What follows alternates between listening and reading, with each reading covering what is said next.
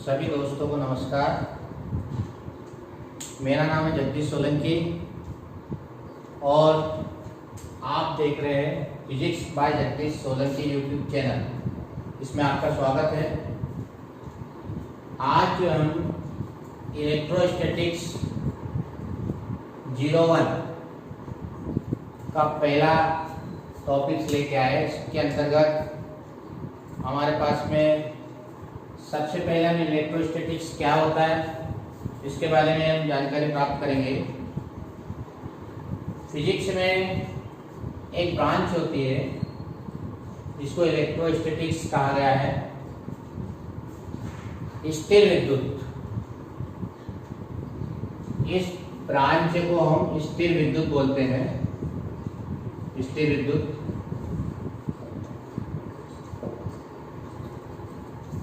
यानी भौतिक की वह शाखा जिसके अंतर्गत जो आवेश होता है वो स्थिर होता है।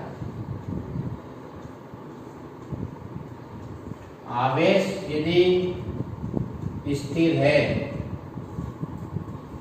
तो उस शाखा को हम स्थिर विद्युत कहते हैं। भौतिकी की वह शाखा जिसके अंतर्गत आवेश होता है वो स्थिर होता है, उसको हम बोलेंगे इलेक्ट्रोस्टैटिक्स या स्थिर विद्युत कहते हैं। एक अगला जो टॉपिक आएगा जिसमें हम धारा विद्युत पढ़ेंगे। स्थिर विद्युत की जगह धारा विद्युत आएगी। धारा विद्युत किसको कहेंगे? जिसमें आवेश गतिमान होता है, उस शाखा को हम बोलेंगे धारा विद्युत। तो अभी हमारे पास टॉपिक से केवल स्थिर विद्युत है। तो स्थिर विद्युत का मतलब ये होता है कि जिसमें आवेश स्थिर होगा उस शाखा को हम बोलेंगे स्थिर विद्युत कहते हैं। आवेश क्या होता है, इसके क्या क्या गुण होते हैं, वो हमारे इस टॉपिक का आज उद्देश्य है। सबसे पहले हम आवेश के बारे में जानेंगे कि आवेश क्या है। तो आवेश जो होता है वो पदार्थ का एक गुण होता है। आवेश जो है पदार्थ का एक गुण है। एक प्रॉपर्टी होती है सब्सटेंस की, पदार्थ की एक प्रॉपर्टी होती है, सब्सटेंस की एक प्रॉपर्टी होती है, गुण होता है जो या जिसके द्वारा विद्युत प्रभाव तथा चुंबकीय प्रभाव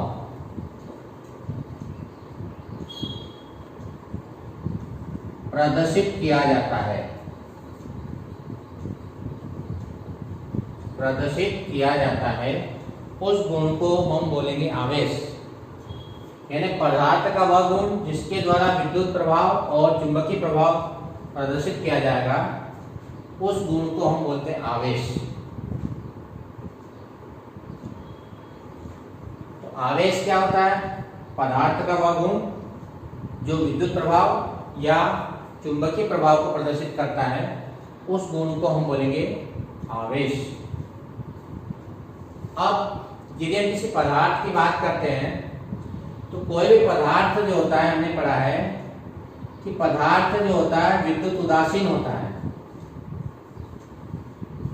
विद्युत उदासीन होता है। इसका मतलब ये होता है कि उस पदार्थ के अंतर्गत या उस एटम में, पदार्थ जो होता है एटम से मिलकर बनता है, तो या उस पदार्थ में जो एटम होता है उस एटम के अंतर्गत इलेक्ट्रॉन व प्रोटॉन,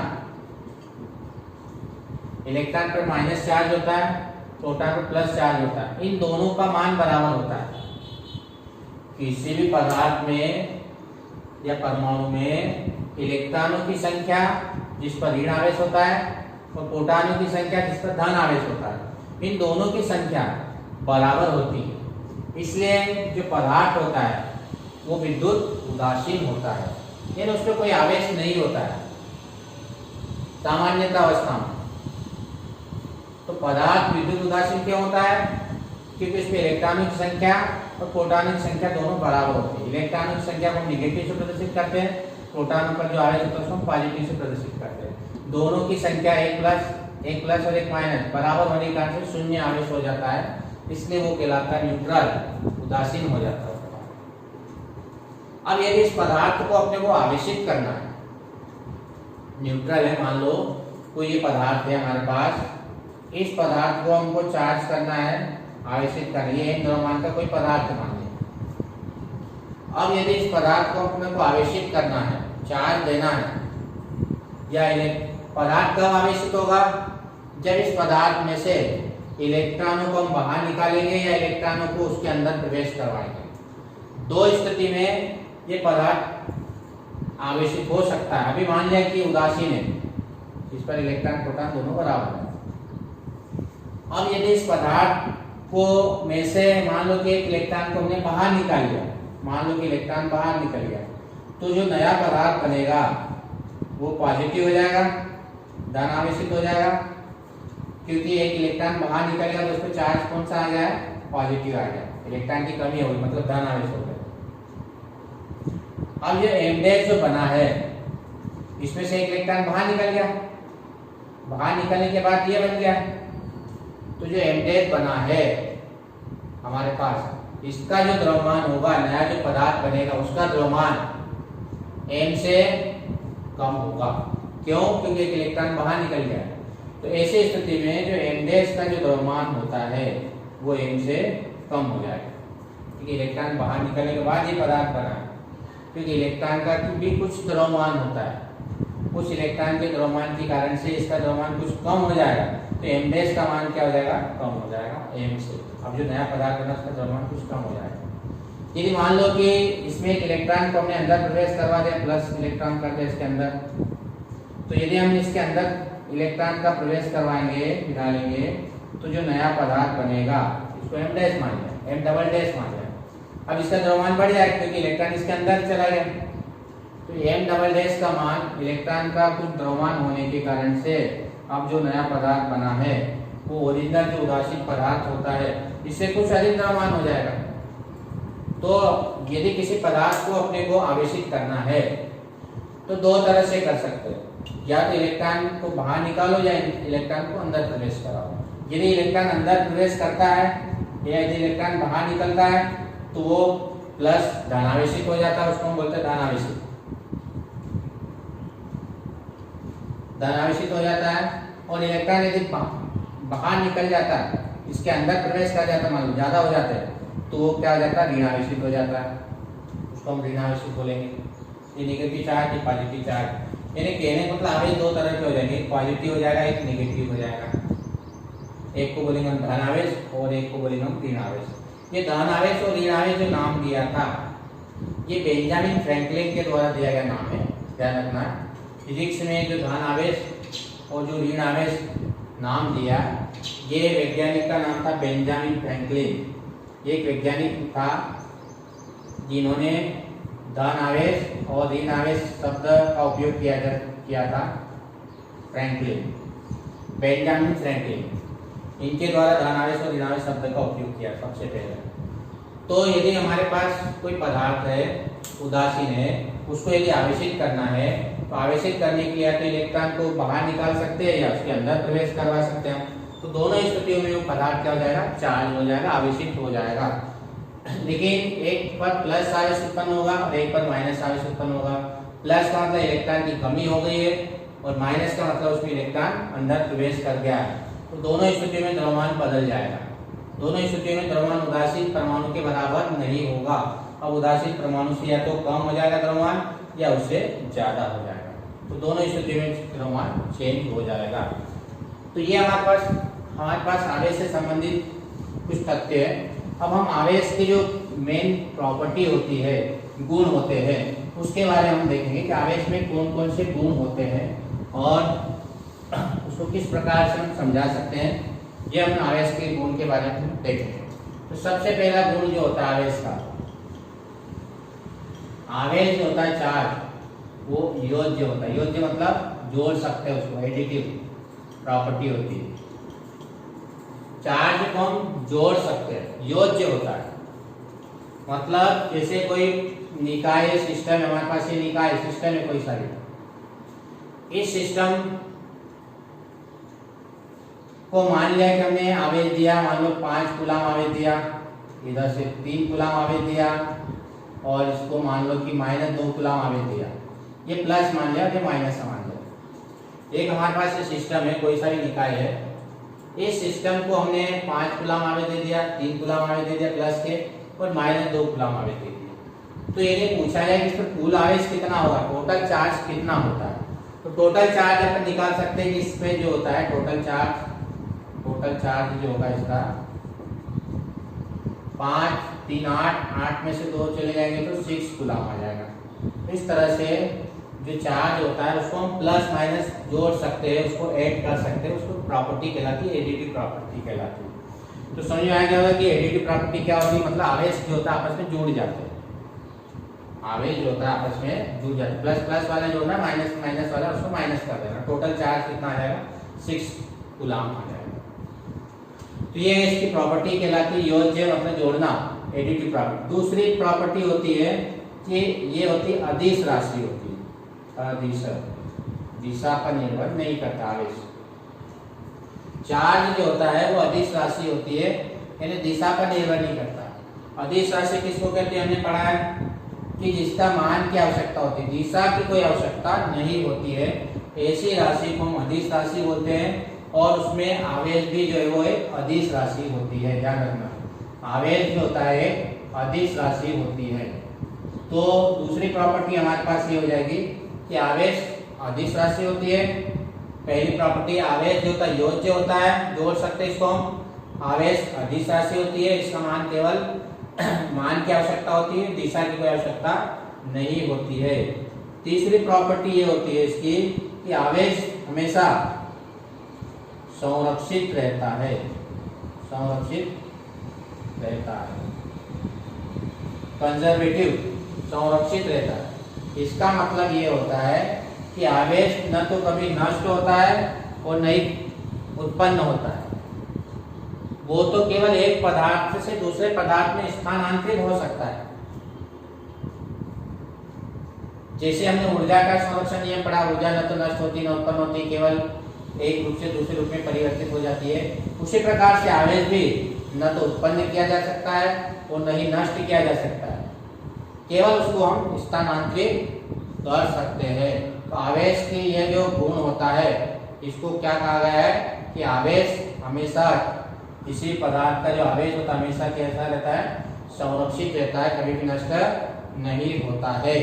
तो ये हमारे पास तीसरी प्रॉपर्टी इसकी। चौथी प्रॉपर्टी ये होती है, यदि हमारे पास कोई विलगित निकाय है, विलगित का मतलब जिसके आसपास कोई पदार्थ नहीं है, सिस्टम, कोई भी निकाय ऐसा है जिसके आसपास कोई दूसरा पदार्थ रखा हुआ नहीं है, आइसोलेटेड है, बिल्कुल अकेला है, तो ऐसी स्थिति में किसी भी विलगित निकाय पर कुल आवेश, टोटल आवेश शून्य होता है, टोटल चार्ज जो होता है वो शून्य होता है, न्यूट्रल शून्य होता है।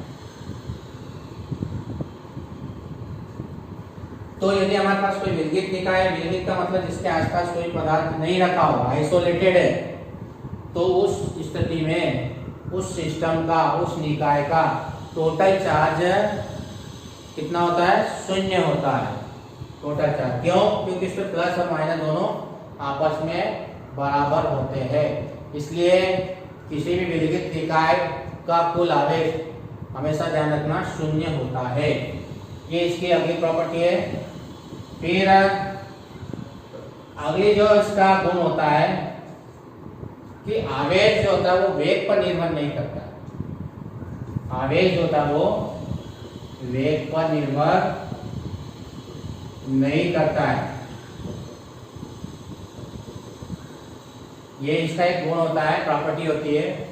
इसका मतलब ये होता है कि एक मान लो कोई पार्टिकल या कोई आवेशित कण है, वो स्थिर अवस्था में रखा हुआ, और एक आवेशित, वही आवेशित कण यदि गतिशील अवस्था में हो जाता है, एक पार्टिकल है या कण है जो स्थिर अवस्था में है, और वही आवेशित कण यदि गतिशील अवस्था में हो जाता है, तो उस पर आवेश के मान में कोई परिवर्तन नहीं होगा। यानी कहने का मतलब ये है कि आवेश वेग पर निर्भर नहीं करता, यदि स्थिर है तो भी और यदि गतिमान है तो भी उसका आवेश की मात्रा हमेशा नियत ही होगी। ध्यान रखना है इसको। अगला ये है कि यदि कोई आवेशित कण स्थिर है, मान लो कोई कण स्थिर है, आवेशित कण क्या है, स्थिर है, यानी वेलोसिटी 0 है, उसका कोई वेग नहीं है, तो ऐसी स्थिति में वो आवेशित कण का जब आवेश की वेलोसिटी क्या है, 0 है, उसका कोई वेग नहीं है, ऐसी स्थिति में जो कण होता है वो केवल विद्युत क्षेत्र उत्पन्न करता है, इलेक्ट्रिक फील्ड। यदि कण स्थिर है तो केवल विद्युत क्षेत्र ही उत्पन्न होगा, पहली कंडीशन। इसके साथ यदि कण गतिमान है, v वेलोसिटी से गतिमान है, लेकिन उसकी वेग हमेशा कांस्टेंट रहता, नियत, एक जैसे वेग से चल रहा है। पहली कंडीशन स्थिर है, स्थिर है तो केवल इलेक्ट्रिक फील्ड जनरेट होगा, पैदा होगा, विद्युत क्षेत्र उत्पन्न होगा। यदि वो गतिमान है लेकिन वो नियत वेग से गतिमान, एक जैसा चल रहा, समान वेग से, तब उस कंडीशन में जो हमारे पास विद्युत क्षेत्र तो उत्पन्न होगा ही, साथ साथ में चुंबकीय क्षेत्र भी उत्पन्न होगा, चुंबकीय क्षेत्र भी उत्पन्न होगा। ये दोनों उत्पन्न होते हैं, दोनों क्षेत्र उत्पन्न होते हैं, ध्यान रखना। विद्युत क्षेत्र के साथ साथ में चुंबकीय क्षेत्र भी उत्पन्न होगा। कब? जब वो कांस्टेंट वेलोसिटी से, कांस्टेंट वेग से क्या कर रहा हो, गति कर रहा हो, तब उस स्थिति में जो भी पार्टिकल, चार्ज पार्टिकल है, वो दोनों क्षेत्र उत्पन्न करता है, विद्युत क्षेत्र और चुंबकीय क्षेत्र दोनों उत्पन्न करेगा। स्थिर है तो केवल विद्युत क्षेत्र उत्पन्न करता है, गतिशील है तो विद्युत क्षेत्र के साथ चुंबकीय क्षेत्र भी उत्पन्न करेगा। यदि मान लो आवेशित कण गतिमान है लेकिन उसकी वेलोसिटी कांस्टेंट नहीं है, नियत नहीं है, कांस्टेंट नहीं है, नियत नहीं है, तब वह कण या वह आवेशित पार्टिकल, जो भी पार्टिकल चल रहा मोशन में लेकिन उसका वेग नियत नहीं, कम ज्यादा वेग से चल रहा है, ऐसी कंडीशन में विद्युत क्षेत्र उत्पन्न करता है, चुंबकीय क्षेत्र उत्पन्न करता है, विद्युत क्षेत्र, चुंबकीय क्षेत्र तथा विद्युत चुंबकीय विकिरण, रेडिएशन भी उत्सर्जित करेगा, उत्सर्जित करता है।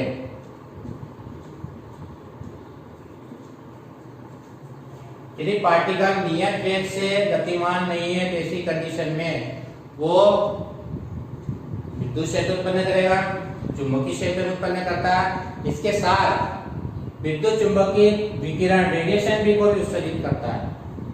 ये इसकी अगली प्रॉपर्टी है, ध्यान रखना।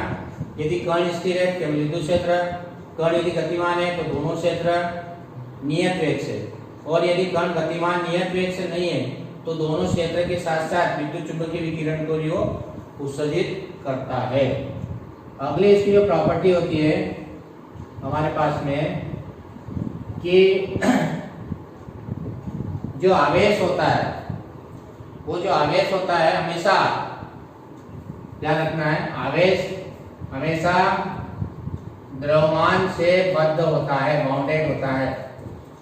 इसका मतलब ये होता है कि यदि आवेश है किसी भी वस्तु पर या किसी भी पार्टिकल पर, कण पर, तो उसका द्रव्यमान निश्चित ही होगा। यदि द्रव्यमान है तो यदि कोई पार्टिकल क्या है, आवेशित है, तो उसका द्रव्यमान निश्चित ही होगा।